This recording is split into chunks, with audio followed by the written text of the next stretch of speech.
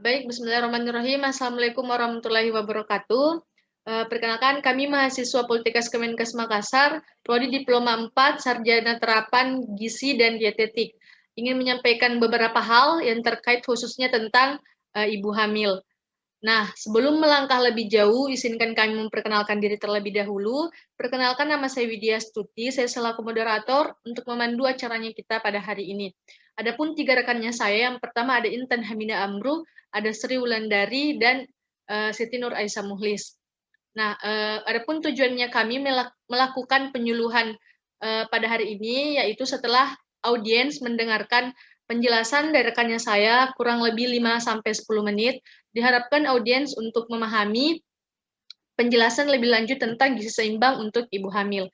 Nah, adapun garis besar yang akan dijelaskan nantinya, yang pertama, mengapa sih gizi seimbang itu penting untuk ibu hamil, berapa berat badan yang dianjurkan atau yang sesuai pada ibu hamil, apa sih manfaat gizi seimbang, dan bagaimana contoh menu makanan yang harusnya dikonsumsi untuk ibu hamil, dan apa saja dampak yang diperoleh oleh janin apabila ibu kekurangan gizi seimbang. Nah, untuk lebih lanjutnya, saya serahkan kepada rekannya saya untuk menjelaskan garis-garis besar yang saya sebutkan tadi. Dengan ini saya persilahkan. Ya, baik. Terima kasih atas kesempatannya. Pada kali ini kita akan membahas tentang gizi seimbang pada ibu hamil. Nah, yang pertama, mengapa gizi seimbang penting bagi ibu hamil? Gizi seimbang sangat penting terutama pada ibu yang sedang hamil untuk keperluan dirinya sendiri dan juga janinnya. Keadaan gizi juga dapat mempengaruhi kesehatan ibu dan janin, pertumbuhan dan perkembangan janin, serta persiapan laktasi ibu. Sehingga kebutuhan makanan ibu meningkat. Makanan tersebut digunakan untuk pembentukan janin, persiapan pembentukan ASI, tumbuh kembang bayi selanjutnya, dan untuk kesehatan ibu. Nah, pada 3 bulan kehamilan, kebutuhan makan naik perlahan-lahan, tetapi pada bulan-bulan selanjutnya, pertumbuhan janin yang dikandung tumbuh dengan pesat sehingga makanan yang dibutuhkan juga meningkat. Nah, adapun pertambahan berat badan yang diharapkan pada ibu hamil. Pada trimester pertama atau minggu pertama sampai minggu ke-12, pertambahan berat badan dibutuhkan sebanyak 1-2,5 kg. Nah, pada trimester kedua atau minggu ke-12 sampai minggu ke-28, pertambahan berat badan yang dibutuhkan yaitu sebanyak 5 kg. Dan pada trimester ketiga atau minggu ke-28 hingga pada saat lahiran dibutuhkan 4-5 kg.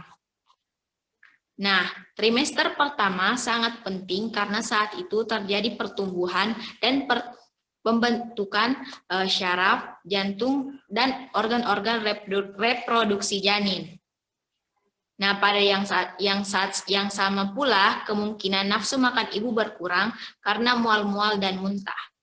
Nah, pada trimester kedua, nafsu makan biasanya pulih sehingga berat badan meningkat rata-rata 0,35 sampai 0,4 kg per minggu. Pertumbuhan janin pun cepat, sebagian besar berat badan ibu terserap untuk pertambahan berat janin. Nah, pada trimester ketiga, yaitu meski pada minggu ke-28, pertambahan volume darah ibu hamil mencapai puncaknya. Namun, secara keseluruhan, pertambahan berat badan pada trimester ini kembali melambat. Pada saat ini, janin mengalami pertumbuhan dan perkembangan yang sangat pesat.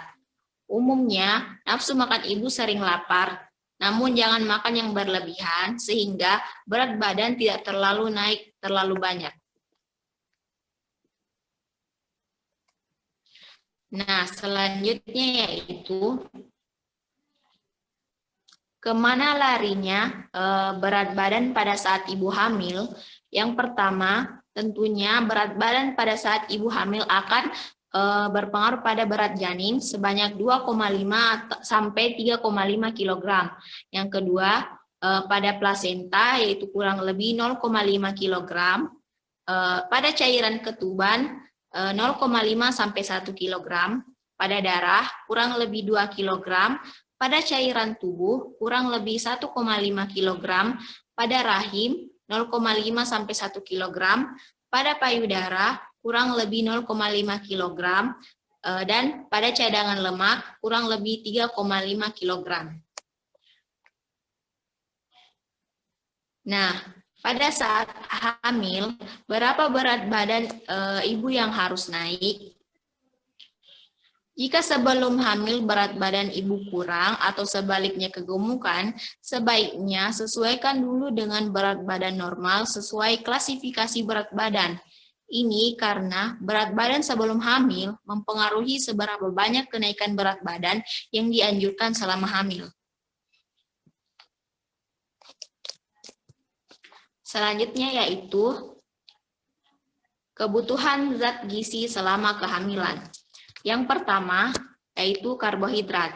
Karbohidrat ini sebagai sumber tenaga dan karbohidrat bisa diperoleh dari jenis padi-padian seperti beras, jagung, dan sagu, umbi-umbian seperti ubi, singkong, dan talas. Selanjutnya yaitu protein. Protein ini sebagai zat utama untuk membangun jaringan-jaringan bagian tubuh. Sumber protein bisa kita dapat pada protein hewan seperti daging, ikan, unggas, dan telur. Sedangkan untuk sumber protein nabati bisa kita dapatkan dari kacang, kacang tanah, kacang kedelai, kacang merah, kacangan, dan lain-lain. Untuk vitamin C, ini berguna untuk meningkatkan daya tahan tubuh terhadap infeksi, membantu penyerapan zat besi dan antioksidan. Vitamin C ini bisa kita peroleh dari jenis sayuran seperti kol atau buah seperti nanas, pepaya, jambu, jeruk, dan tomat. Selanjutnya yaitu untuk vitamin A. Vitamin A ini berguna untuk perkembangan psikomotor, penglihatan anak, proses metabolisme, serta pembentukan tulang dan sistem saraf. Sumber vitamin A ini bisa kita dapatkan melalui bahan hewani seperti minyak ikan, kuning telur, dan daging ayam. Sedangkan untuk sumber nabatinya bisa kita peroleh dengan wortel dan sayuran daun seperti bayam, kangkung. Nah, selanjutnya untuk zat besi. Zat besi ini berguna untuk pembentukan darah, mengangkut oksigen ke seluruh tubuh dan janin. Zat besi ini bisa kita peroleh dari bahan makanan hewan seperti telur, hati, daging, dan ikan. Sedangkan untuk sumber nabatinya bisa kita peroleh dari kacang-kacangan seperti kacang tanah, kacang kedelai, dan lain-lain. Selanjutnya yaitu cairan. Air merupakan bagian tubuh yang besar. Hampir 3/4 dari berat tubuh adalah air. Tubuh menggunakan air untuk beberapa fungsi. Air adalah pelarut semua hasil pencernaan zat-zat kotoran dari sel-sel ke ginjal. Air juga menolong mengatur suhu tubuh. Nah, seseorang memerlukan sekitar 6-8 gelas air dalam sehari. Tentunya, ibu hamil juga dianjurkan untuk minum 2 liter per hari. Selanjutnya yaitu mineral. Mineral dibutuhkan untuk pembentukan darah dan tulang, keseimbangan cairan tubuh, fungsi syaraf yang sehat, fungsi sistem pembuluh darah jantung, dan lain-lain. Mineral berfungsi sebagai koenzim, memungkinkan tubuh melakukan fungsinya seperti memproduksi tenaga, pertumbuhan, dan penyembuhan. Ada 15 macam mineral yang diperlukan tubuh seperti kalsium, ferum, yodium, mangan, klorin, dan lain-lain. Selanjutnya yaitu manfaat gizi seimbang pada ibu hamil. Yang pertama, untuk pertumbuhan janin yang ada dalam kandungan. Yang kedua, untuk mempertahankan kesehatan dan kekuatan badan ibu sendiri. Yang ketiga, supaya luka-luka persalinan lekas sembuh dalam nifas. Nah, selanjutnya yaitu contoh menu makanan pada ibu hamil. Nah, bisa kita lihat pada slide untuk makanan pagi, siang, dan sore. Untuk makanan pagi, nasi sebanyak 150 gram, telur 60 gram sama dengan 1 butir, tempe 50 gram sama dengan 2 potong, sayuran 100 gram sama dengan 1 mangkuk, minyak 5 gram sama dengan setengah sendok makan, susu 200 cc sama dengan 1 gelas, dan untuk buahnya yaitu misalnya jeruk sebanyak 100 gram. Untuk makan siang atau sore, nasi sebanyak 200 gram atau 1,5 gelas, ikan 50 gram atau 1 potong, tempe 50 gram sama dengan 2 potong, sayuran 100 gram sama dengan 1 mangkuk, pepaya 100 gram sama dengan 1 potong, minyak 5 gram sama dengan setengah sendok makan. Nah, untuk selingan makan pagi dan makan siang, yaitu pada pukul sekitar jam 10, bisa kita ambil menu seperti bubur kacang hijau sebanyak 1 gelas. Nah, selanjutnya untuk makan malam. Nah, untuk makan malam, nasi 150 gram sama dengan 1 gelas, semur daging 50 gram sama dengan 1 potong, tempe 50 gram sama dengan 2 potong, sayuran 100 gram sama dengan 1 mangkuk, apel 100 gram sama dengan 3 potong, dan minyak 5 gram sama dengan setengah sendok makan. Nah, untuk selingan pada makan siang dan sekitar pada pukul 16.00, ibu hamil bisa mengambil menu seperti 1 potong kue tradisional dan 1 gelas jus buah. Nah, selanjutnya yaitu dampak bila ibu kekurangan gizi. Terkhususnya pada ibu hamil, yang pertama yaitu ibu akan mengalami seperti lemah dan kurang nafsu makan, pendarahan dalam masa kehamilan, kemungkinan terjadi infeksi tinggi, dan akan mengalami anemia atau kurang darah. Sedangkan dampak bila kekurangan gizi pada ibu hamil akan berpengaruh juga pada janin, seperti keguguran, bayi lahir mati, cacat bawaan, anemia pada bayi, dan berat badan lahir rendah.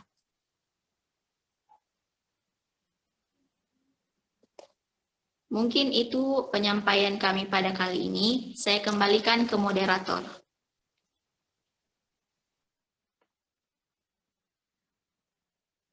Baik, itulah penjelasan yang lebih rinci dari rekannya saya. Selanjutnya saya mempersilakan kepada audiens. Apabila ada yang ingin dipertanyakan, silahkan mengetik kata saya pada kolom komentar.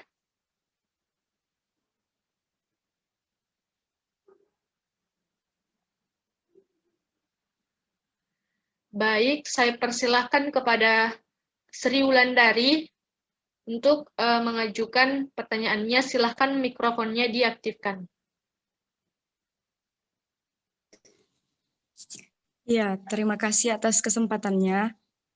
Adapun pertanyaannya saya, yaitu apakah ada pengaruh gizi seimbang pada saat nifas? Demikian. Baik, terima kasih atas pertanyaannya. Pertanyaan tadi, apakah ada pengaruh gizi seimbang pada saat nifas? Nah, saya persilahkan kepada rekannya saya untuk menjawab pertanyaan dari Sri Wulandari. Saya persilahkan. Baik, terima kasih atas kesempatannya. Jadi, gizi seimbang itu berpengaruh pada saat nifas, karena apabila gizi seimbang, maka pemulihan luka pada saat nifas itu akan lebih baik dibandingkan dengan orang-orang yang memiliki gizi kurang, karena beberapa zat gizi, baik zat gizi mikro ataupun makro, itu sangat berpengaruh pada saat pemulihan luka pada masa nifas. Contohnya, kalau misalnya ibu kekurangan cadangan protein, maka pemulihan sel-sel tubuhnya itu akan menurun. Jadi sangat berpengaruh sekali zat gizi yang seimbang pada pemulihan luka ibu saat masa nifas. Terima kasih. Baik, itulah tadi penjelasan dari pertanyaannya Sri Wulandari. Apakah bisa dipahami atau memang masih ada yang ingin dipertanyakan?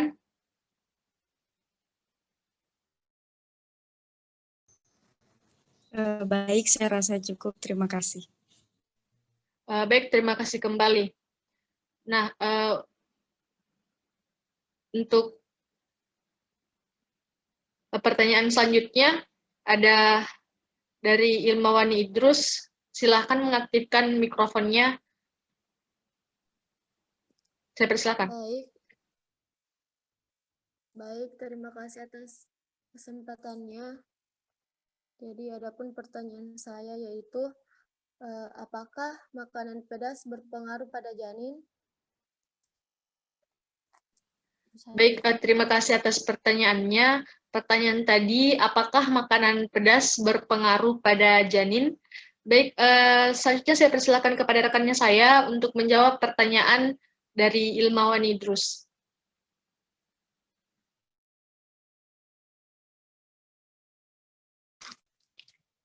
Ya, baik. Terima kasih atas pertanyaannya. Mengenai makanan pedas akan berpengaruh pada ibu hamil, terkhususnya untuk kita orang Indonesia. Pasti dalam keseharian kita, makanan pedas pasti ada dalam daftar menu makanan kita. Tampaknya kebiasaan mengonsumsinya memang sudah tidak dapat dilepaskan lagi. Ini karena menu tersebut dapat menambah selera makan dan rasanya pun lebih nikmat. Bahkan, ibu yang tengah hamil pun pasti pernah menginap jenis makanan tersebut. Namun, apakah sebenarnya ibu hamil diperbolehkan untuk mengonsumsi makanan ini? Nah, pada dasarnya, wanita yang sedang hamil adalah orang sehat, bukan yang sedang sakit. Jadi, tidak ada larangan dalam hal makanan pedas untuk dikonsumsi. Faktanya, makanan pedas tidak membahayakan perkembangan janin di dalam kandungan dan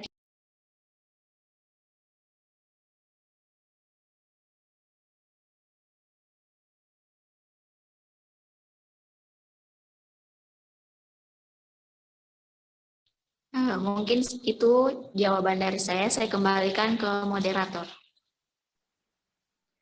Baik, itulah jawaban dari pertanyaan Ilmawani Idrus. Apakah sudah dipahami atau masih ada yang ingin dipertanyakan?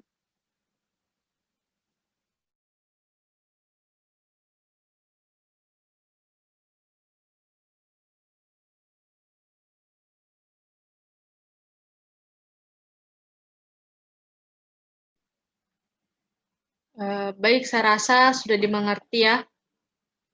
Selanjutnya saya akan memberikan satu pertanyaan paling mendasar terkait penjelasan dari rekannya saya tadi.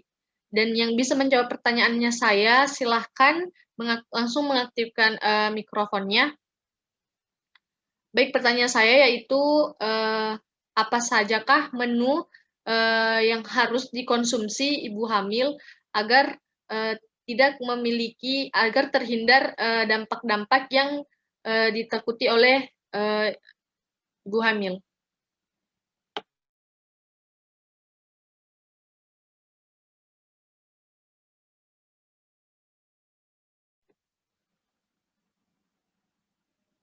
Baik, apakah ada yang bisa menjawab pertanyaannya saya? Dampak buruk ya.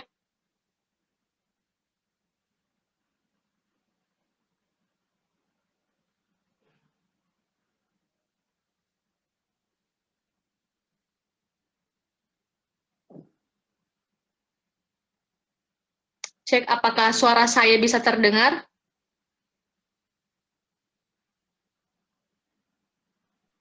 Ya, bisa. Ya, saya persilahkan untuk menjawab.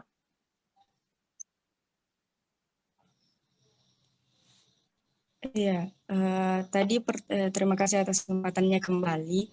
Tadi saya dengar pertanyaannya ialah dampak bila ibu kekurangan gizi dampak buruknya ya. Apakah Ya, saya menu saya salah dengar? makanannya, Oke. menu makanan yang sesuai agar terhindar dari dampak buruk. Keren. Ya.